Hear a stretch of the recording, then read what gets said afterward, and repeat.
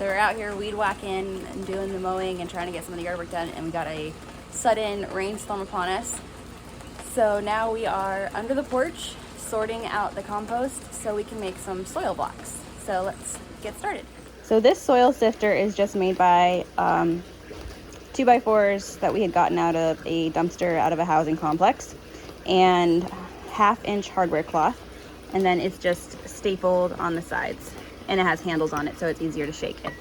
So I sort my compost through here, get out all the big chunks, and the small stuff will go through into my plastic tote in the bottom.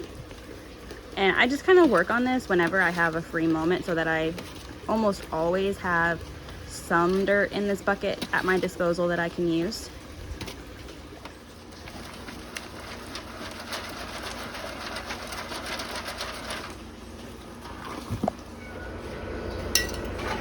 I got these tins from a birthday party that we were having, and we just saved them. You can get them at like Walmart or the dollar store. They're super cheap. So what I will do is I will fill these up with my dirt from my compost, and I will put them in the oven at 350 degrees for a minimum of 30 minutes.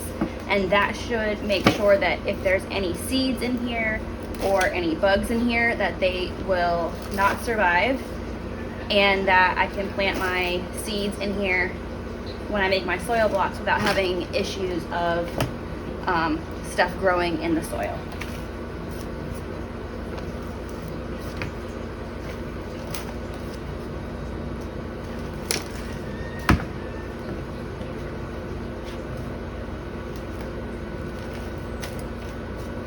I will warn you though, when you cook this, it's going to make your house smell like dirt.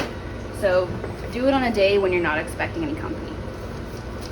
So I wanted to really quickly show you my compost pile setup. I have 3 piles here. This first pile I've been taking off of. It was all the way filled up to the top here, and I've just been kind of taking off the stuff in the bottom that's ready to get sorted through and leaving the stuff that is not composted down. So this one is just made with 2x4s with fencing over it to kind of keep the stuff inside. This one was kind of a motley of sticks from the woods and chicken wire. And then this one is put together very securely. It's pallets that I got from my dad, just screwed together in the back. So it's very nice and secure, and it's really good. It's really good and sturdy. This one I piled in grass clippings and leaves back and forth. My intention was to start doing the hot composting, but it was just one of those things that I didn't have the time to come out and turn it consistently. So I do cold composting. I just throw stuff in there, give it time, and wait for it to decompose. All right, since the rain drove us under the porch, let's work some more on our soil blocks. My gardening table is a little bit of a mess right now. It kind of becomes a catch-all out here of stuff, and stuff kind of, you know, piles up as it gets busy. So this is my soil blocker. I got this on Amazon. I will put a link in the description to this. It comes with different attachments, so you can decide how deep you would like the holes to be. So these you can just really easily change out. I'm gonna put these smaller ones in here. This unscrews.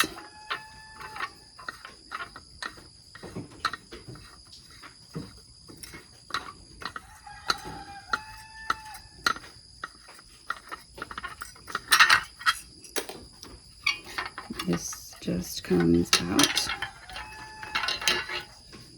like this. And then these really easily just pop off. You just squeeze up here and it pops right out.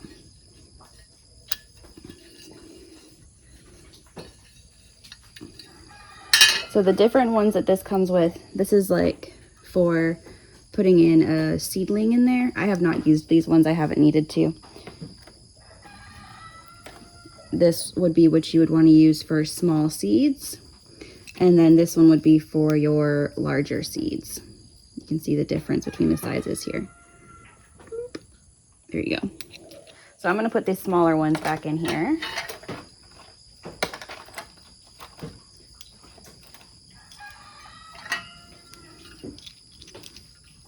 Let me just pop right in.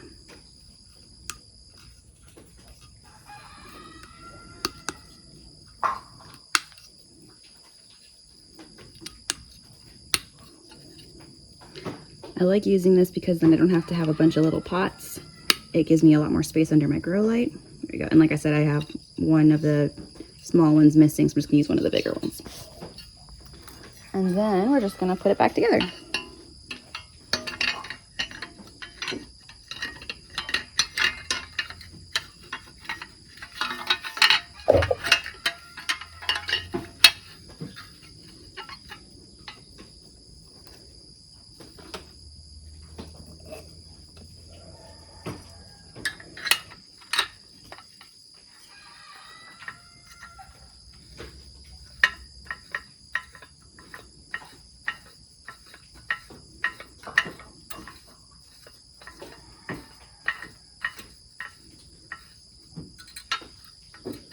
And it works like so. And you can, start making your soil blocks. Okay, so now, sure, tighten all the way. When I am making my soil blocks, I like to get my dirt wet. It helps make the blocks stick better.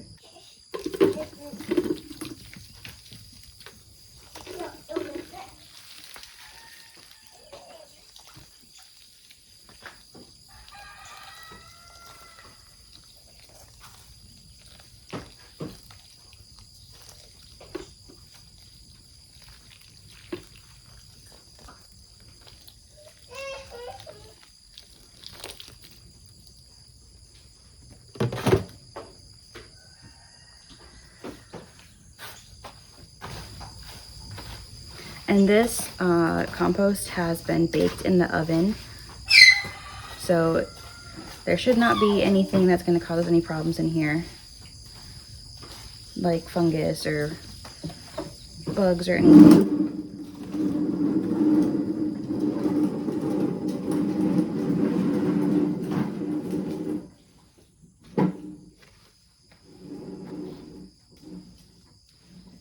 It's good and stirred in here. Now this is actually a little bit more wet than I would like it to be. I could add some more soil. And what I probably will do is I'll start making some blocks and then add some more soil to it as I get down. All right. This is a super fun one to get your kids involved in if they really like playing in the dirt. So I will kind of scoop and push to get these soil blocks filled. Scoop and push, and I'll use the palm of my hand to really push it in there.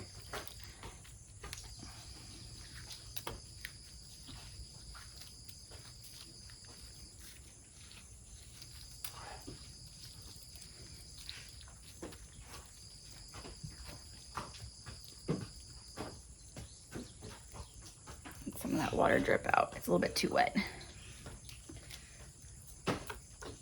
All right, and then this is where the magic happens. Press down and squeeze. And there are your soil blocks. So what I'm gonna do is I'm gonna fill up this whole entire tray, and then we'll plant seeds, and then we'll just put a little bit of wet compost on top of these to fill them up. And they will be good to go under the grow light.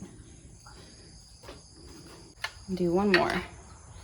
Kind of scoop it and press.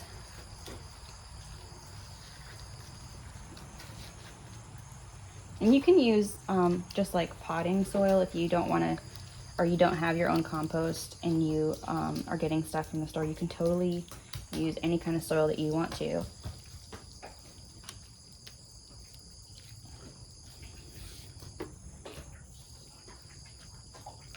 All right, so it's pressed in there.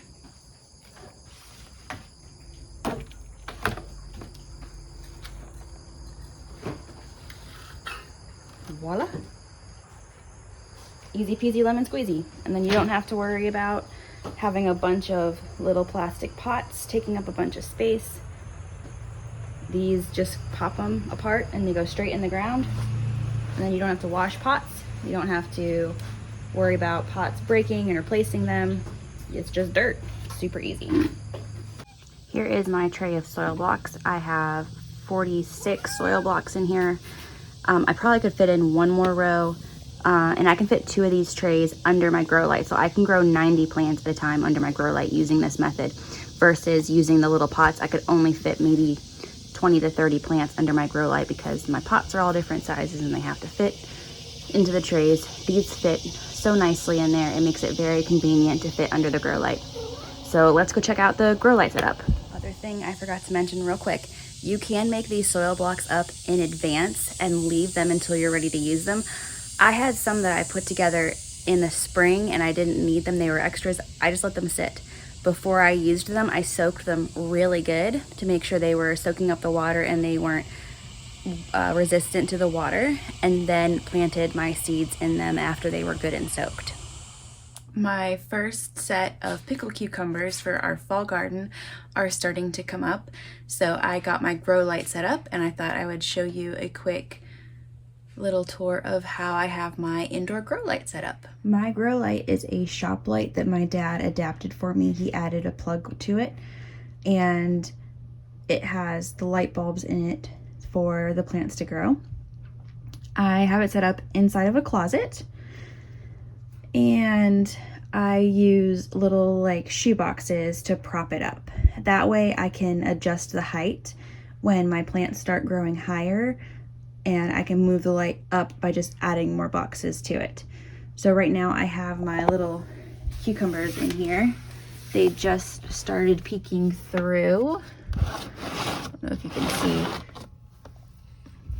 It's just barely peeking through right there.